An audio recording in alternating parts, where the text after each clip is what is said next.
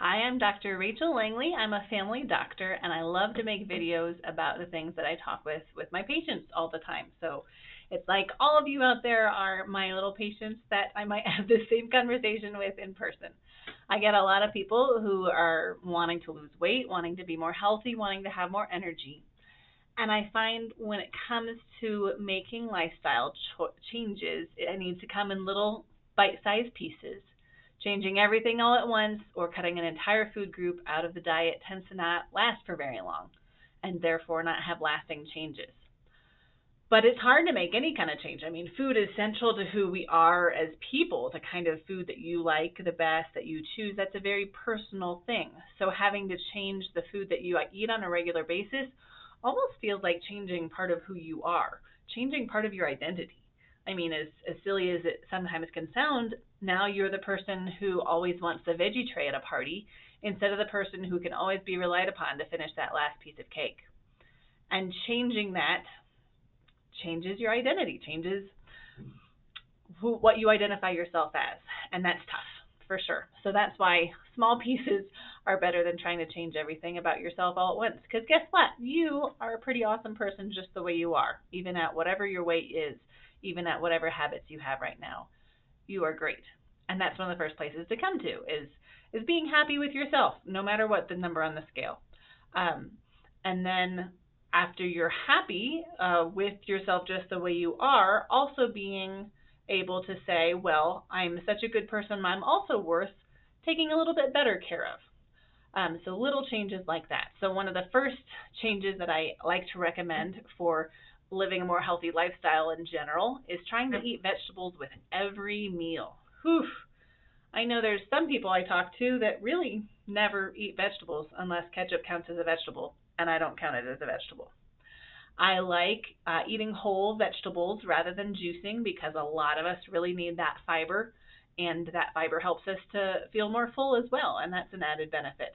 And the more fiber you eat, it seems like the less chance of colon cancer you have. It kind of scrapes out the cells off of your intestine as it's going along, so that's apparently a good thing. But eating vegetables for every meal sounds pretty bad at first. I mean, vegetables are usually not people's favorites until you start talking about them.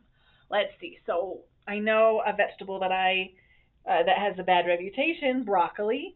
I mean, if you get into cooking that with steaming that with a little bit of cheese on top, or coat it with some butter, or my favorite way is to roast it. I do a little bit of garlic powder, a little bit of salt, and a little olive oil sprinkled over the top of some chopped broccoli, stuck in the oven on broil until it gets a little bit charred, and it kind of turns this bright green that looks so delicious. So learning how to cook vegetables is part of the first part in learning to love them. I didn't grow up eating beets in any way, shape, or form. I didn't know that was something that people ate, but now I adore beets. I cook them in a fairly similar way of roasting them in the oven for a long time. I guess so that's not broiling at all. So, but just roasting them with some balsamic vinegar on top. Oh, so delicious. I'll either wrap them in foil or I will put them in a Dutch oven to trap the steam in there to really get that roasted flavor. They're very sweet. They're delicious. All my kids like beets.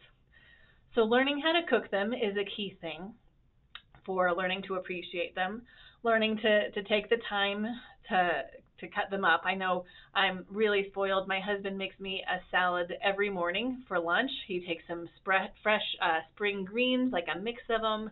He grates some carrot for on top. He cuts up some red bell pepper for on top. I love all the different colors. It makes it so much more interesting to eat. He's splurged and got some golden raisins. Oh, so good. And sometimes some goat cheese, sometimes some pumpkin seeds. Today with walnuts. Oh, so delicious. So that's what I eat for lunch with a vinaigrette.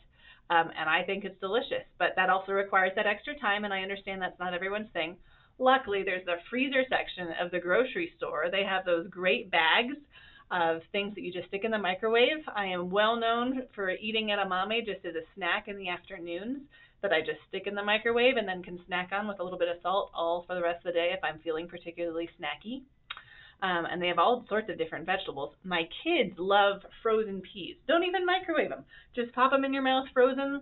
They're crunchy and sweet and delicious, and I wish that I'd thought of this when I was a kid, because I will let them eat as many peas as they want for a snack. The place where a lot of people get hung up on vegetables, though, is breakfast. And I think that's a key part of learning that vegetables are awesome all the time.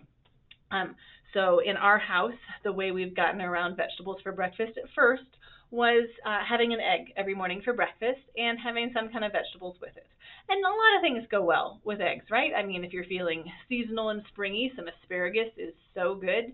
Some roasted bell pepper, easy to put on there. I grow my own sprouts sometimes. It's surprisingly easy, but some sprouts on top of those eggs. And now that I'm also trying to do more cultured foods, I don't want to scare you too much and jump ahead. Just start with your red bell pepper if that sounds good to you. But I like sauerkraut with my fried egg in the morning, or some kimchi for a little bit of spice with my egg. The yolk, I like my yolks runny. The yolk mixes with the kimchi and the spiciness, and it's just spot on. And I branched out recently and started putting vegetables on oatmeal, because sometimes I'm an oatmeal fan, especially on cold mornings. So I started out with some kind of easy pumpkin oatmeal, because pumpkin's a vegetable, but you can add some sugar to it, some cinnamon, some nutmeg, a little brown sugar or maple syrup.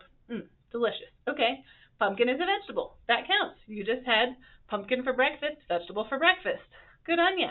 And then recently I branched out and put a runny egg on top of a small bowl of oatmeal with some kimchi, mixed it all together with the runny egg, and it tasted a lot like rice. I mean, the oatmeal acted as rice in what I would usually think of like a bibimbap kind of situation. So the runny egg mixing with the oatmeal, just like it would with rice, and that spiciness from the kimchi was just delicious. So now I have another way to eat vegetables for breakfast that's not too daunting. I mean, the traditional omelet, think of a Denver omelet with all those delicious onions. Some caramelized onions with some egg is really good. And so we'll see what it goes from here, but that's how I've grown in having vegetables for all 3 meals of the day. Whether it's frozen or fresh, whatever is easiest for you that day, that's just fine.